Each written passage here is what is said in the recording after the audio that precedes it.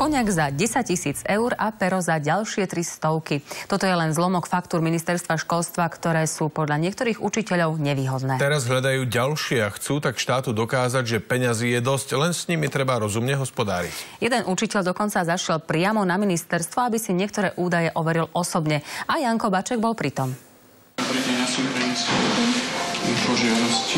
A to konkrétne k vozovému parku ministerstva a k jednej akcii v reštaurácii, ktorá mala stať viac ako 5 000 eur. Za to by bola aj slušná svadba. Učitelia vymenili opravovanie písomiek a chvíle voľna za hodiny a hodiny práce s kontrolou faktúr ministerstva školstva.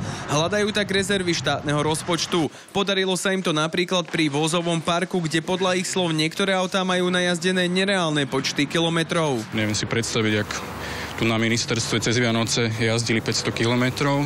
Nevýhodné majú byť príliš drahé údržby ministerských aut, ktoré sa pohybujú v tisíckach eur. Toto je vec, ktorú teraz rieši aj audit ministerstva financií. Tam chystáme trestné oznámenie. Ďalej chcú zistiť, prečo boli niektoré autá vyradené a komu boli predané. Okrem toho našli vo faktúrach aj to, že si rezort školstva mal objednať fľašu koniaku za 10 000 eur alebo pero za 300 eur. Myslím si, že tu sú aj oveľa väčšie úniky. Učiteľom sa nepáči aj to, že ministerstvo zmrazilo priamy prístup k naskenovaným faktúram za roky 2011 a 2012.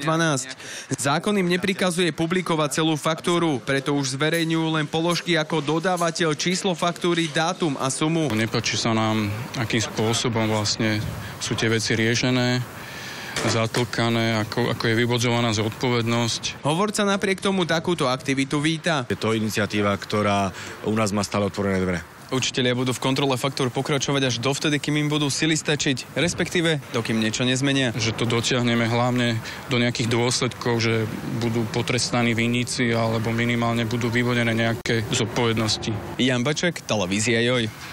Téme pochybných faktúr sa ešte určite budeme venovať. Učitelia údajne nachádzajú stále nové a nové nezrovnalosti v hospodárení ministerstva školstva.